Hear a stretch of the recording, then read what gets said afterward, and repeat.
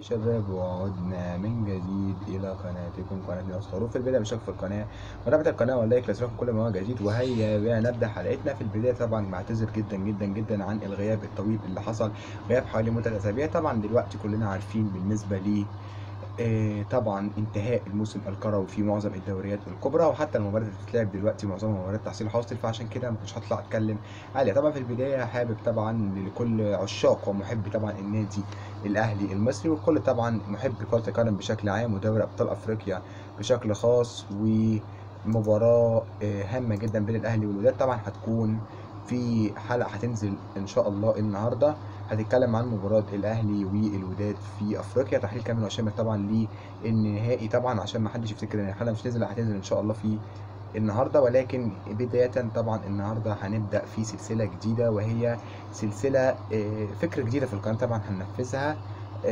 بما ان طبعا دلوقتي كرة القدم بدأت طبعا يعني تقل شوية مشاهدتها، لان مبقاش في مباريات هامة، فننزل بقى سلسلة مهمة، سلسلة مفيدة. طبعا القناة طبعا هدفها الأول والأخير طبعا قبل كل شيء طبعا افاده الجماهير.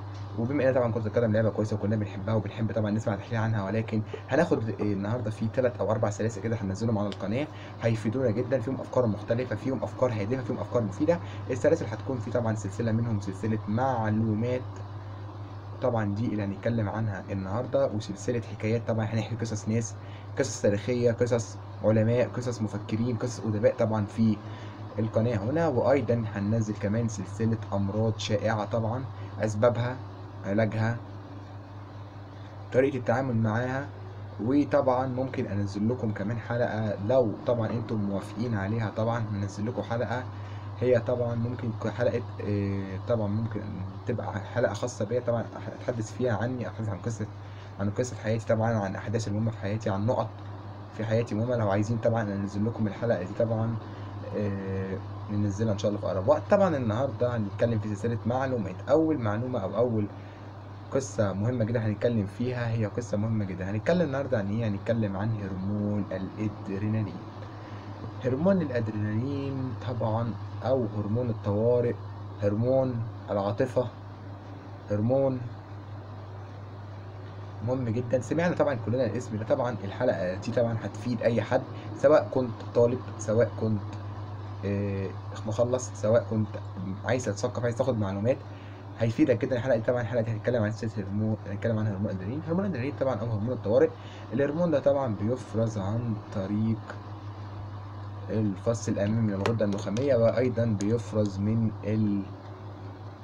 الغده الكظريه او الغده الفوق كلويه. طبعا هو هرمون النور ادرينالين. ايه هرمون الادرينالين ده وليه اسمه كده يعني غريب؟ هرمون الادرينالين ده طبعا من اهم الهرمونات اللي بتفرز في الجسم واللي لها دور كبير في حياتنا. طبعا هرمون الادرينالين ده ممكن يكون بيفرز فيه 3 حاجات، ال3 حاجات وهم او 3 مواقف. الموقف الاول طبعا هو موقف مثلا لو انت بتتخانق مع حد، او انت مثلا داخل صراع او مشكله مع حد، فطبعا بتلاقي طبعا الشخص بيبقى عصبي جدا، فالعصبيه القويه دي بتنتج نتيجه هرمون الادرينالين طبعا اللي بيزود، اللي بيدي طاقه طبعا. علشان هرمون الادرينالين ده عارفين هرمون بيدي طاقه، بيدي طاقه في 3 حالات. الحاله الاولى زي ما قلت لكم حاله الخناقات او المشاكل، الحاله الثانيه طبعا حاله لو انت في حاله طوارئ، لا انت مثلا في عربيه بتجري وراك، في حد مثلا عايز يخطفك، في مثلا كلب عايز يعضك، في حاجه، في كارثه هتحصل لك، فانت عايز تتفادى الكارثه دي.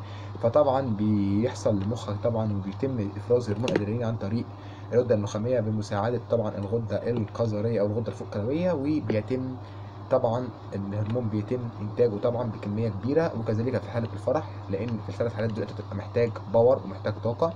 فطبعا الباور او الطاقه دول بيجولك عن طريق هرمون ادرينالين، اللي طبعا بيبقى من احد اهم ادواره انه بيروح على الكبد وعلى العضلات، بيخزن طبعا الكبد والعضلات، بتخزن طبعا جلايكوجين. الجلايكوجين ده عباره عن سلسله من السكر المعقده طبعا مكونه من سلسله عديده من الجلوكوز.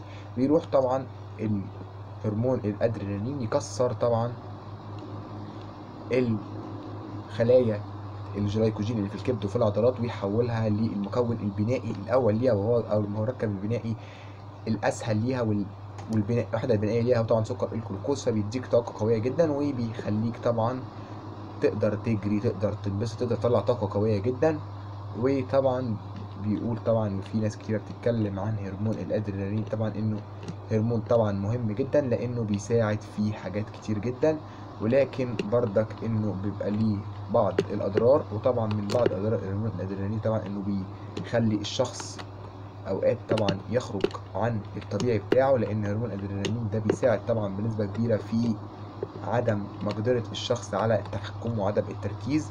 وفي حالات كتيره جدا بيكون بسبب من اسباب المشاكل. وكتير قوي في بعض الحالات بنقول ان انت مثلا لما تلاقي نفسك في خطر او كده بتاخد التصرف الغلط نتيجه افراز هرمون ادرينالين.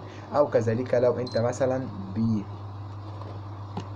مثلا بتعمل اي حاجه او مثلا فرحان او مبسوط، بيبقى اوقات هرمون الادرينالين بيخليك مش في كامل تركيزك وما بتستخدمش عقلك بشكل كويس. ولكن طبعا اي شيء خلقه ربنا طبعا في جسمنا اكيد شيء مفيد، ولكن احنا لازم طبعا نجيد استخدام اي شيء ونكمل بفايدة. طبعا دي في النهاية طبعا وصلنا لنهاية الحلقة.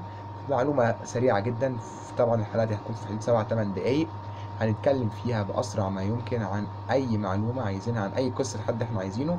ولكن طبعا لو عجبتكم الافكار الجديده في القناه ما تنسوش طبعا الاشتراك في القناه وتابع القناه ولايك للصوت كل ما هو جديد. وطبعا تقولوا لنا نكمل السلسله دي، وان شاء الله كل ما هنلاقي دعم قوي على سلسله معلومات او سلسله حكايات او سلسله امراض هيكون لينا حلقات اكثر واكثر. شكرا شباب على المشاهده، وما تنسوش متابعه حلقه نهائي افريقيا بين الوداد والاهلي. وباي.